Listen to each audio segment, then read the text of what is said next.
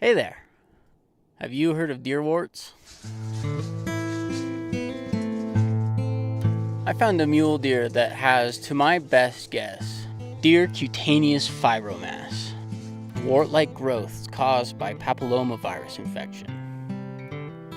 The viruses target specific species, so humans can't get infected, unless the growth impairs the deer's ability to see, eat, or run.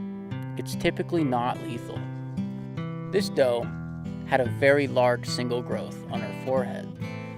I'm unsure how dangerous that growth is for her, but she seemed unbothered by it.